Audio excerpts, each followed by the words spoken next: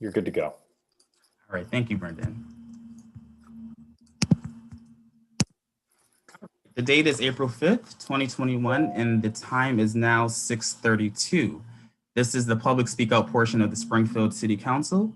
I will remind people that at or before 6:30, we will end the public speak out and councilors will enter the regular meeting scheduled for 7 p.m. this evening.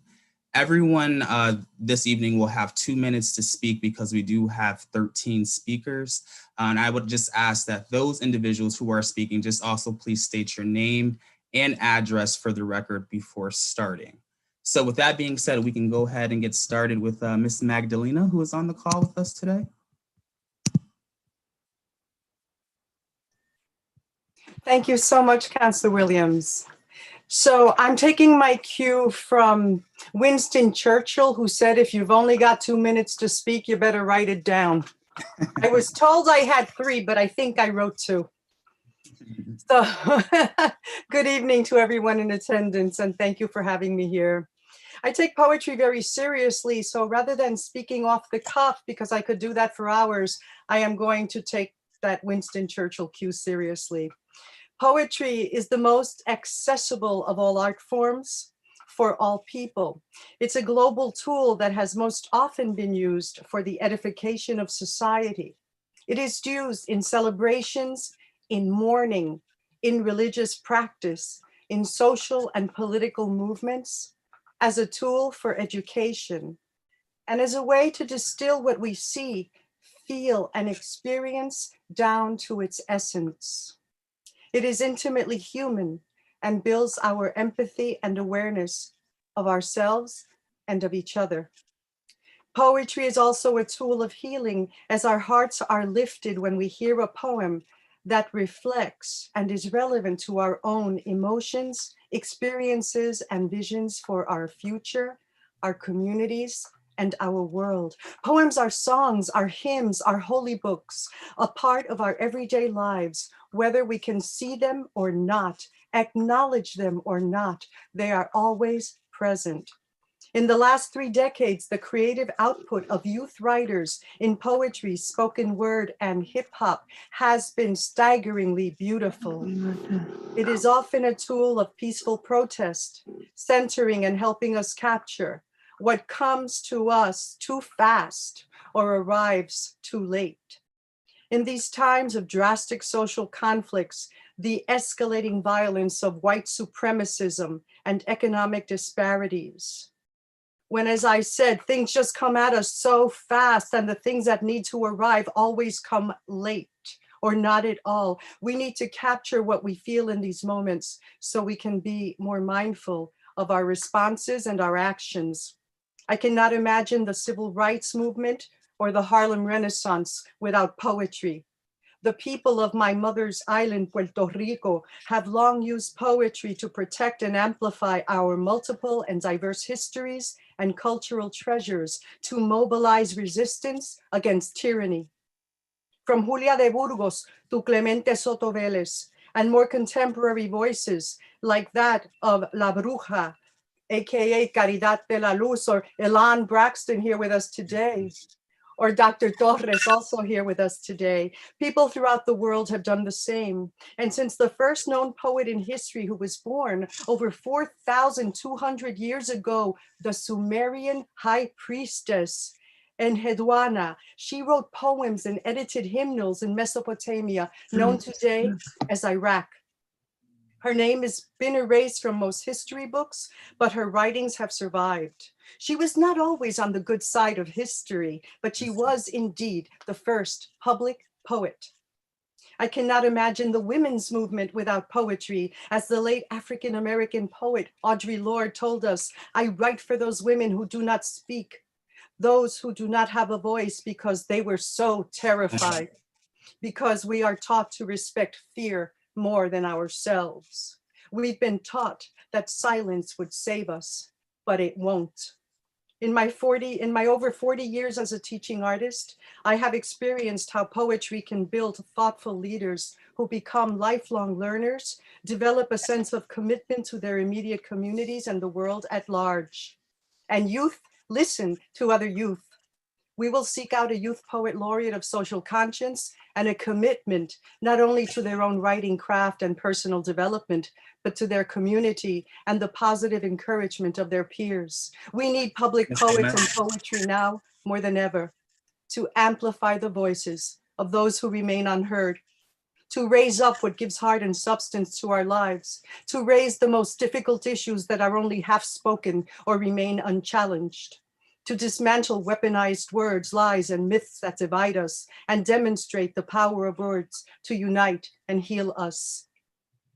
The pen is indeed mightier than any weaponry, and it has a much wider reach. Ms. Gomez, I'm going to have to, I'm sorry. It's over 2 minutes. I hate to interrupt, but Okay, I was told 3, so that's what I prepared. No, I'm so sorry. We're well over. We just have to move on to the next person, but I'm so sorry. I appreciate your poem and poetry this evening for sure. Well, you're going to miss out the JFK quote on poetry. So please, if you can, please send it to the city council. I'd love to. I will. Thank you. Thank you so much. I'm sorry about that. Next, we have Mr. Andrew Torres, and if you can, just please state your name and address for the record. My name is Andrew Torres, and I currently live in Harlem, 408 East 119th Street. I am a mentee of Magdalena Gomez, and my work with her is what has prompted me to be here. And I'm here to advocate for the Youth Poet Laureate and help us understand the value of having a youth be the Poet Laureate. For our work, we've always championed intergenerational partnerships. And that to me has been incredibly important when we think about the protests that have occurred over the last year. So I believe that it is imperative that we allow the young people of Springfield to help lead us into the future, but not alone, with partnerships, with community, with connections that we can use to build a better future together. And Springfield is very near and dear to my heart. So although I don't live there right now, I spent over 3 years working in Springfield and doing a lot of beautiful work alongside Magdalena. And I definitely would love to see a Youth Poet Laureate. They do that actually here in New York. I was actually in a poetry competition to try to become that. And the person who did become that has literally become so influential in the arts world. So the opportunities that we can build for youth in Springfield can be endless. And I think it's something to definitely consider. The power of young people, and I'll end with this. I just recently went to, or was a part of a talk with Dr. Angela Davis, and she says that youth always lead movements. And I think with regards to a poet laureate, with regards to the arts, with regards to all the things going on, the youth are those that have the greatest vulnerabilities within these moments, but also have the greatest power and wisdom. And if we use it, and if we help them build it and cultivate it, there can be beautiful futures awaiting us. Thank you for your time. Thank you, Mr. Torres. Next, we have an Ihan Braxton. And I apologize if I'm not announcing your name correctly. Please state your name and address for the record. Hi, my name's Ilan Braxton. I'm from 88 Wallace Street, New Britain, Connecticut. Thank you for inviting me to speak here today. I'm so excited to be part of this special moment in Springfield. Since my final year at UMass Amherst in 2018, I have been blessed to continue on this journey with Magdalena and Dr. Torres' mentorship and passion for uniting through the arts and artivism. From my earliest memories, I have always used the arts as a form of expression, release, and as a coping skill to process emotions and life events, especially writing poetry. Because there is just something about using wordplay, imagery, alliteration, metaphors, tone of voice, and so on to express one's thoughts and create an experience that has always been so enticing and so empowering. When Magdalena and I first met, I was just beginning to refine my voice through social justice-based theater work, art, and writing, and I had just begun writing poetry again. That's when the universe put flyers and people who spoke of her in my path and led me to Ignite the Mic, where I had an outlet in a safe and welcoming environment to perform my poetry. For the first time in a long time, I was not judged for grammar, for proper stanzas, or for too much or too little metaphors. I was simply heard, and what I had to say was important. I've learned over the years that poetry isn't always pretty, but the way it can affect a human being is absolutely beautiful. You see, poetry has the ability to make you feel so deeply the hairs on your arms stand upright, the ability to unite, to seek change, to give a voice to others, to inspire, to reflect. The rhythm and repetition predates formal writing, and throughout history, poetry has been a significant and crucial means of passing on stories, history, and ancestral information. Research has even shown that poetry can have a positive impact on social and emotional learning and encourages people of all ages to connect to and find meaning within our experiences. When we give youth this encouragement, the resources, the guidance, the platform, and the respect, we are giving a garden a chance to flourish. Just take Amanda Gorman, the nation's first youth poet laureate, as an example of an exemplary young lady given the platform to inspire millions through her words. A Springfield Youth Poet Laureate will open doors for youth and the community, providing so many opportunities for growth. You are not only saying the youth of today are the voices of tomorrow, you are showing them that they don't have to wait for tomorrow to be heard. What a beautiful thing to be acknowledged for your truth, your voice, and your message. What a beautiful thing to acknowledge a young soul with a lot to say. With this decision, you are making a positive impact on a community of people with stories, history, and experiences that can connect, unite, and inspire. And I'm grateful for the opportunity to speak in front of you all today, and I hope you have a good evening. Thank you. Thank you so much. All right, next we have Maria Luisa Arroyo. Please state your name and address for the record. I think, Mr. President, that Maria was not able to be with us this evening. All right, thank you, Councilor Letterman. All right, next on the list, we have Cheryl Becker. Hi, I'm going to be speaking at the meeting, so I'll let somebody else take my space, my time. Next, we have Yael Hoffman. Hi, my name is Yael, Y-A-E-L. I'm sorry I'm not showing my face. I just lost my teeth, so I'd rather not show myself. I live in 214 Woodlawn Street in Springfield, and I live in Springfield for the past 30 years, 20 years in my address. I own my own home. I also run a small business from my home, a nonprofit animal rescue organization named NefeshWhispers.org. I rescue cats and dogs. I find them forever home and help pet owners to maintain their animals at home if they have financial distress. I also run a small pet sitting business. I was thrilled to hear that an ordinance have been submitted to ban the retail sales of dogs, cats, and rabbits in Springfield. I would love to see my city join the other 375 municipalities in North America that passed such a ban against selling puppies for puppy mills. The puppy place has been selling seriously ill puppy mill dogs for many years, causing customers great emotional and financial distress. I've heard on social media from various organizations that government documents have been acquired, proving that their breeders are puppy mill breeders. And some of those customers are my own customers as well. I have firsthand experience dogs from the puppy place with serious health and behavioral issues. Some had long-term parasites and parvo, causing diarrhea and vomiting. Others have had serious skin problems. Every customer was told at the store that veterinarian claimed their dog was healthy right before the purchase, yet ended up with enormous veterinarian bill.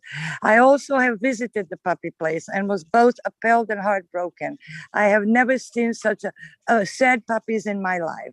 Their eyes were crying out for me from their tiny cages with holes on their bottom, no flat surface to stand on. Most were all alone, unable to socialize, and have fun with their fellow pups, and the store stunk from feces and perfume spray mix. It is time to put an end to the sales of sick puppy mill dogs in our city and only allow the sale of authentic rescue dogs.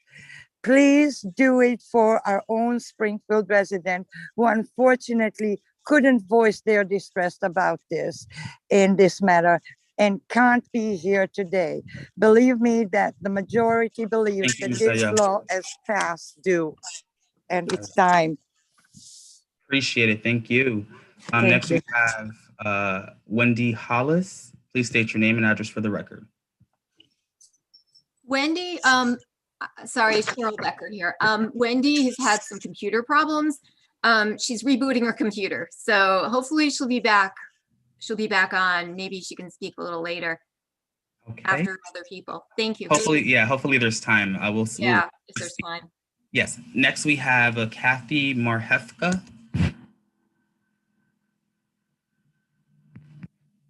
Is Kathy on the call with us? She needs to unmute, Mr. President. I'm sorry, Counselor. I'm sorry, I'm here. Oh, okay. Thank you, Counselor. Hi, can you hear me now? Yes, I can. Appreciate it. Hi, everyone. Thank you for having me. My name is Kathy Marhefka, and I'm from East Hampton, Massachusetts. And I'm here to talk about, to support the ban on the Puppy Palace and puppy mills. And I'll give you my own personal experience on this. It was about a year ago, I was walking into the local grocery store, and the name of the store is Big E's, and there was a woman in her 50s, and she was carrying a black pug with her, and the puppy looked very, very sick. And the woman looked a little distressed, and so I reached out to her and I said, "Hi, are you okay?" And she says, "No, I'm not." She said that she had bought this puppy from the Puppy Palace, and that she bought it for her mom who lives alone, and that the puppy, it had only been like a week later, and the puppy was very sick, and she was taking the puppy to the vet. She said that she knew that she shouldn't have bought it from them, and that it had a really bad reputation for the abuse of the dogs, the neglect of the dogs, the well-being of the health of the dogs. And if you check their records, I'm sure they have it listed. It was a black Boston Terrier pup, and it was right around Mother's Day. I seen the woman probably like 3 months later again at the store, and she had told me that the puppy had died. The stress that it put on her elderly mother and her, plus the expense, she had said that she had paid a lot of money, was absolutely, it was just heartbreaking. The whole thing around is heartbreaking. And with so many dogs in shelters, I know that Springfield can do a better job. I mean, just think if we could get dogs that needed homes and only put them in places and not do the puppy mills. It's horrific.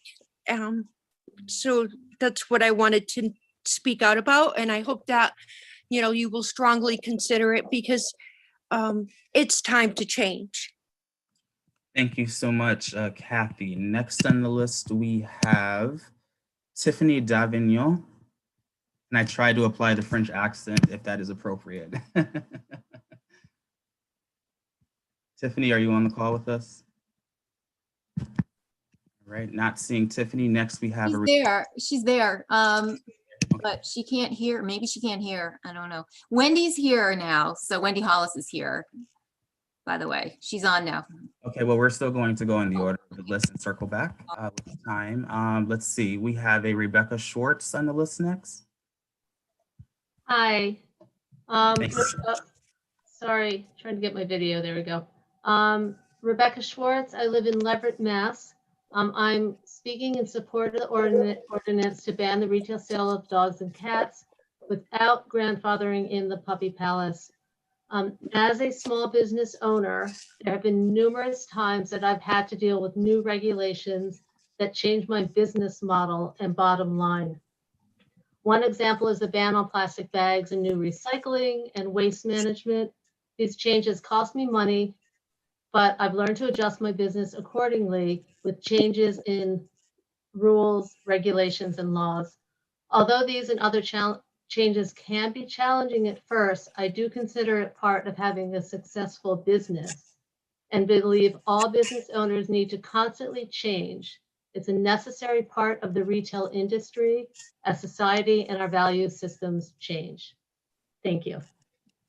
Thank you so much, Rebecca. Next on our list, we have Tara B. I'm not going to try to pronounce the last name. Tara B., are you on the call? Yep, Tara Banana Williams. I'm from Reading, Mass. Thank you. I'd like to speak out in support of the ordinance banning the retail sale of dogs, cats, and rabbits without the puppy place exemption. I support small businesses, and I also believe in ending the puppy mill pet store connection. These are not mutually exclusive concepts. It's possible to do both. In 2017, I helped spearhead a similar bylaw in Stoneham. At our town meeting, residents voted unanimously in favor of the bylaw. Here we are 4 years later, and Stoneham has 3 successful pet stores in town, none of which sell dogs, cats, or rabbits. The Dirty Doodle is one that opened in 2012. It's a small business that offers professional grooming, self-wash, holiday pet photos, and they also sell dog supplies, food, supplements, treats, and gifts. They're loved and respected by the community, in part because of their support for local animal rescue organizations, who they often partner with for fundraising efforts. Loyal Companion is a second store. It's a larger business with various locations around the country. They opened after our bylaw went into effect, and they offer everything that you could need for a dog or cat, as well as grooming and self-wash services. They've made a pledge never to sell a live animal in their stores, and they also host events with local rescue organizations. Finally, we have Jabberwock Reptiles, which is a third pet store that also opened after our bylaw went into effect. In addition, the Stoneham Animal Control Officer has voiced his support for our bylaw and reports that there have been no issues, violations, or concerns as a result in the past 4 years. Stoneham also has a small scale breeder in town, and the bylaw did not impact that family's ability to operate their business. In 2019, only 4.7% of national revenue from pet stores came from the sale of live animals. Revenue from the sale of dogs, cats, and rabbits is even smaller percentage than that. When you look at the national numbers, 40% of pet store revenue is from pet supplies and 45% of pet store revenue is from pet food. Puppy Place would need to make some changes to their business model, but this ordinance would not force them to go out of business. More than 2,300 pet stores have taken a pledge not to sell puppies, and many people would support Puppy Place if they did take that pledge as well. So again, I just respectfully urge you to do the right thing and support the ordinance banning the retail sale of dogs, cats, and rabbits without the Puppy Palace or the Puppy Place exemption. Thank you. Thank you, Tara. Next on our list, we have Marilyn Rosa.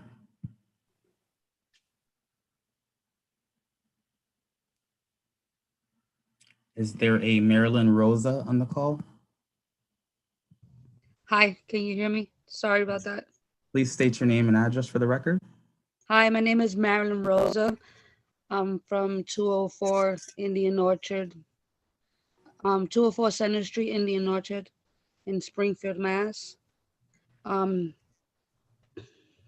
Sorry you can't see, you can see my video. I have a horrible suntan. I didn't want to show the video, but I guess I'm showing it.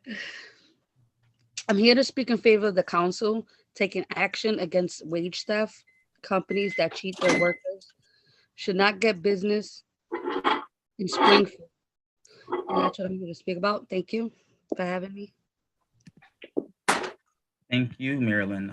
Next on our list, we have Nestor Cosme. Yes, can you hear me? Yes, I can. Please state your name and address for the record.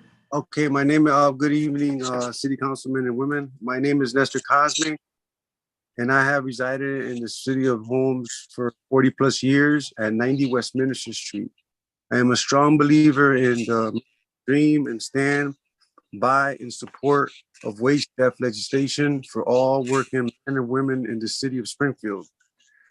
I have friends in the labor force that have experienced wage theft.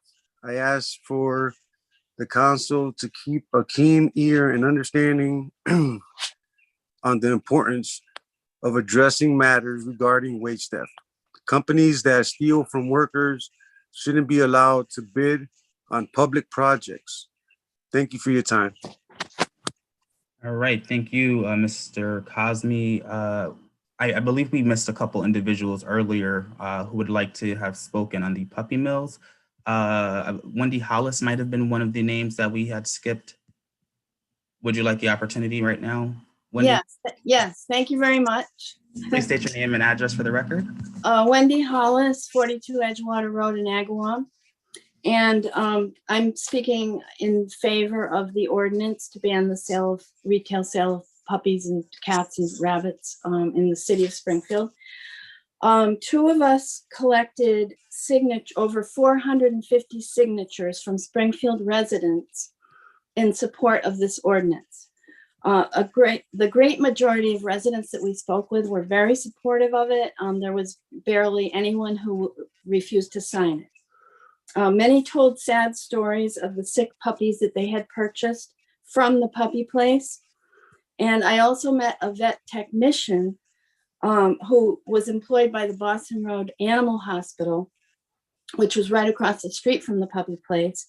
And this technician, as soon as the name of the puppy place was mentioned, she was remarking that they had so many customers come in with sick puppies from the puppy place and with various medical conditions, especially Giardia, which causes severe diarrhea and malnutrition, and Parvo, which can be a very deadly virus if it's not treated within 48 to 72 hours. So this vet tech related how badly she felt for these customers who had such anxiety and sadness about what their puppies were suffering through, and also the unexpected vet bills that they now were going to be responsible for paying. So it was very obvious to me when I was experiencing this collection of signatures, very obvious that Springfield residents are strongly in favor of the ban of this ordinance. So please, if you could, I urge you to please pass this ban on the retail sale of the dogs, cats, and rabbits in Springfield without grandfathering in the puppy place. Thank you very much. Great. Thank you, Wendy, and thank you all so much for your comments this evening.